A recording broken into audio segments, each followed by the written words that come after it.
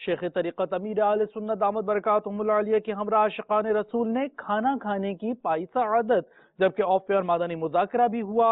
مہکتا ہوا مدنی گلدستہ پیش خدمت ہے۔ مولاي صل وسلم دائما ابدا على حبيبك خير الخلق كلهم آمن تذاكر جيران بذي سلام آمن تذاكر جيران بذي سلام ما زجت دمعا جرى من مقلات بدم مولاي صل وسلم دائما ابدا على حبيبك خير الخلق كلهم۔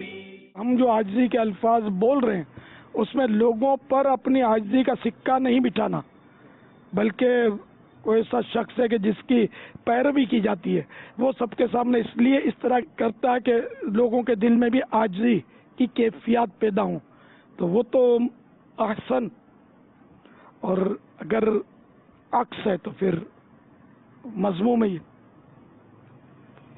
وہ نیت پر ہی ہے۔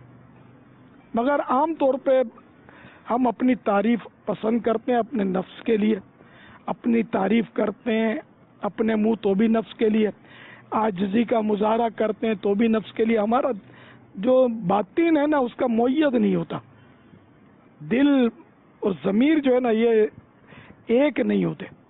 ہماری یہ بڑی مطلب ہے کہ خامی ہے اخلاص کے تعلق سے۔ تو بعض بزرگوں کے قول ملتے ہیں کہ مخلص وہ ہے کہ جیسے ایسا چھوٹا بچہ جو کچھ سمجھتا نہیں ہے کہ اس کی اگر مدح کی جائے، تعریف کی جائے، تب بھی اس پر کوئی اثر نہیں پڑے۔ مثلا وہ رو رہا ہے تو رو رہا ہے، اگر اس کی مذمت کی جائے تب بھی اس کو سمجھ نہ آئے، ہنس رہا ہے تو ہنس رہا ہے، تو ایسا ہو جائے تو تب ہے مخلص۔